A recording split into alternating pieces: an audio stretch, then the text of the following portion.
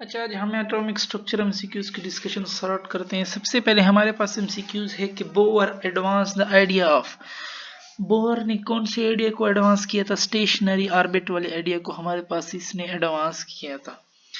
On bore stationery orbit, जब एक ही orbit में रहेगा तो उसकी एनर्जी तो फिक्स्ड होगी, तो स्टेशनरी ऑर्बिट की energy of electron remain constant. So C is our correct option. The spectrum of helium is expected to be similar that of. अब हमें पता है कि हीलियम में कितने हमारे पास इलेक्ट्रॉन है? 2। ठीक है। अब और किस में 2 इलेक्ट्रॉन है? हाइड्रोजन में 1 है हमारे पास, सोडियम में ज्यादा है, हीलियम +1 में भी 1 है, लिथियम +1 में 2 है। तो इसके लिए कौन सा ऑप्शन सही होगा? डी वाला ऑप्शन सही होगा। Which has minimum wavelength. Minimum wavelength हमारे पास देखो क्या होता है, विब गियर।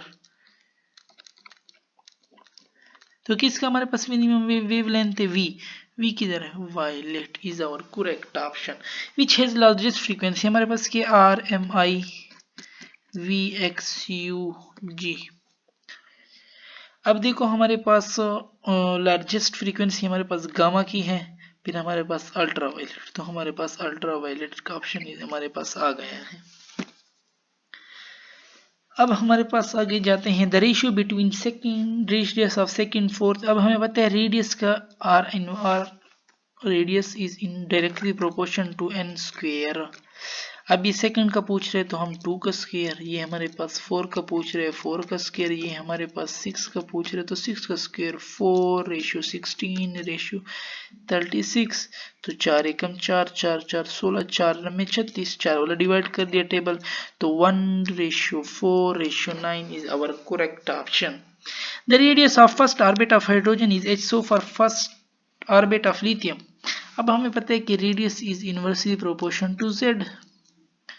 अब रेडियस और z कितना है लिथियम के लिए? 3, तो r/3 is our correct option.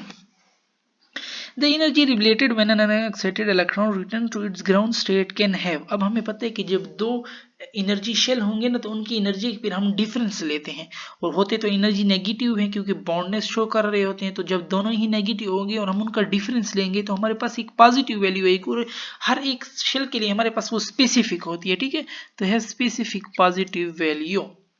Energy Bohr orbit क्या कहते हैं कि जैसे हम शेल से दूर जा रहे होते हैं, increases has we move away from in nucleus. ठीक है।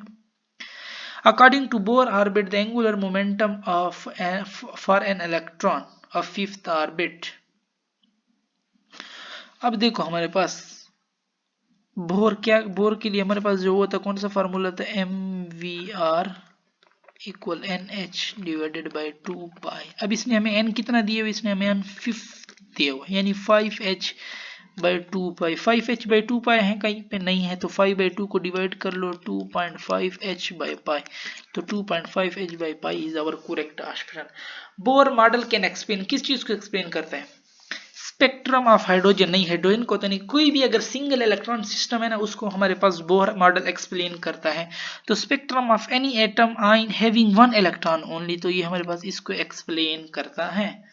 Which element level would allow the hydrogen atom to absorb photon? अब हमें पता है ना कि absorb कर सकते हैं बट नॉट emit। कौन सा है इसमें? अब वो देखो 1s जो है ना वो absorb करेगा तो ऊपर चला जाएगा 2s में, लेकिन emit नहीं कर सकते क्योंकि 1s से नीचे तो कोई चीज भी नहीं है, तो 1s is our correct option. 2s जो है ना ये absorb भी कर सकते ऊपर जाके, emit भी कर सकते 1s में आके, 3s भी इसी तरह 4s में जाके, 2s में आके, 4s भी इसी तरह 5s में जाके, ये 3s में आ सकता है।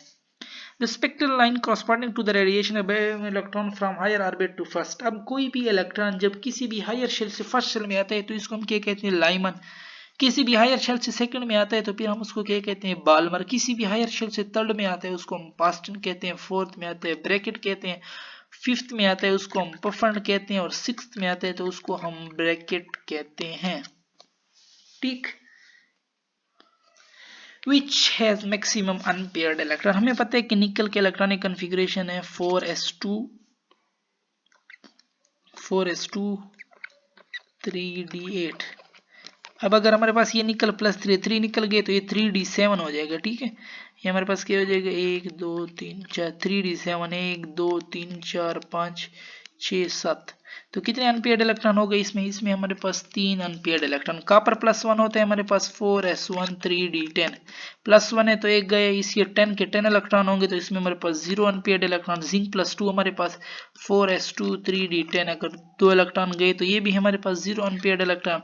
आयरन हमारे पास होते हैं 4s2 3d5, अगर 2 चले गए इसमें हमारे पास 5 अनपेयर्ड इलेक्ट्रॉन हो गए। तो this which has maximum unpaired electron, iron +2 has maximum unpaired electron which ion has configuration of नियान। अभी हम सबसे पहले नियान, हमारे पास लास्ट कॉन्फ़िगरेशन इसकी क्या होती है 2p6 हमारे पास इसकी होती है 2p6। अब ये कहते हैं किसकी 2p6 नहीं, सबसे पहले क्लोरीन, जी बिल्कुल क्लोरीन की हमारे पास होती हैं 3p5, ये हमारे पास क्या होते हैं 3p5 3s2 3p5 क्योंकि इसके वैलेंस इलेक्ट्रॉन में 7 होते हैं। फ्लोरीन -1 इसने गेन किया हुआ है, ये हमारे पास 3p6 हो जाएगा क्योंकि इसने गेन किया हुआ है। फ्लोरीन हमारे पास वैसे तो 2p5 होता है, एक गेन करेगा तो 2p6 इसकी तो है। इसी तरह सोडियम +1 3s1 2p6 होता है, लेकिन जब एक लॉस करेगा तो इसकी भी 2p6 बच जाएगी। इसी तरह मैग्नीशियम +2 होता है 3s2 2p6, ये जब 2 लॉस करेगा इसकी भी हमारे पास 2p6। तो इस चीनी की तो हमारे पास नियान की तरह है, लेकिन जो क्लोरीन है उसकी हमारे पास नियान की तरह नहीं है। So A option is correct option. The electronic configuration of di positive ion, ये इलेक्ट्रॉनिक कन्फिग्रेशन इसने दी हुई लेकिन इसने 2 इलेक्ट्रॉन लॉस किए हैं, ठीक है। तो हम फिर 2 जमा कर देते हैं, वो इसका एटॉमिक नंबर बन जाएगा 14 और 2 16 16 और 8 24 और 2 26 26 और मास इसके कितने हैं 56। अब इसने न्यूट्रॉन मांगी हुए तो हम a - z कर लेते, 56 - 26 हमारे पास 30 and 30 are the number of neutron.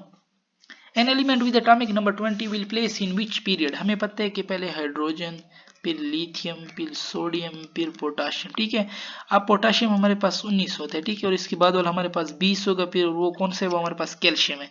तो ये कौन सा पीरियड है 1 2 3 4, this is 4th period. So 4th period is our correct option. An electron in an atom, electron जब एटम में होता है तो उसकी हमारे पास डेफिनेट एनर्जी, एक फिक्स एनर्जी लेवल में वो हमारे पास मूव कर रहा होता है। एक स्पेस फिक्स होता नहीं है लेकिन फिक्स एनर्जी लेवल में हमारे पास मूव कर रहा होता है, डेफिनेट एनर्जी लेवल में हमारे पास मूव कर रहा होता है। So D option is correct. The position and velocity of a small particle like electron can not be same, ये हमारे पास हेजनबर्ग अनसर्टेनिटी प्रिंसिपल है। कौन सा प्रिंसिपल है हमारे पास, Heisenberg uncertainty principle. Pauli exclusion तो वो एटॉमिक उसके लिए है, इलेक्ट्रॉनिक स्केलियन प्लस सेल रूल डी बराबर। If magnetic quantum number is -3 then principal, अच्छा मैग्नेटिक क्वांटम नंबर -3 कब होगा, जब हमारे पास सब शेल कौन सा होगा एफ वाला। एफ वाला सब शेल सबसे पहले कौन से शेल में आता है, 4th में आता है, ठीक है, क्योंकि 4f से ये शुरू होता है। और तीसरे में हमारे पास कोई f नहीं होता, तो दूसरे में हमारे पास कोई f नहीं होता, पहले में हमारे पास कोई f नहीं होता। सो कौन सा शेल इसके लिए सबसे पहले जरूरी है, अगर 3 होगा तो हमारे पास 4f जरूरी, 4 वाला शेल जरूरी है।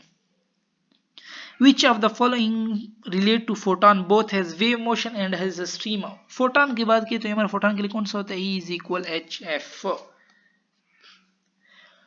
If uncertainty in a position of an electron is 0 then uncertainty in momentum, अब अगर एक 0 होगा तो दूसरा हमारे पास क्या होगा, इनफाइनाइट हमारे पास होगा। अगर delta x and delta p इसमें से अगर एक 0 होगा तो दूसरे को क्या होना चाहिए, दूसरे को इनफाइनाइट, तो infinite is our correct option. Which of the following explain light both has de Broglie, ये क्या करते हैं, इसको हमारे पार्टिकल और वेव दोनों मोशन के बारे में बताते हैं लाइट का। The principal quantum number represent, principal quantum number हमारे पास क्या करते हैं, शेप ऑफ ऑर्बिटल, बिल्कुल नहीं, शेप ऑफ ऑर्बिटल तो हमारे पास एजीमुथल क्वांटम नंबर बताते हैं। नंबर ऑफ इलेक्ट्रॉन नहीं, बिल्कुल भी नहीं। Distance of electron from nucleus, जी बिल्कुल डिस्टेंस, क्योंकि ये अगर पहले शेल में है दूसरे शेल में 30, जो ये हमारे पास प्रिंसिपल क्वांटम नंबर शेल के बारे में बताते हैं तो ये हमारे पास यही बताएंगे, ठीक है, ये हमारे पास डिस्टेंस के बारे में हमारे पास बताता है।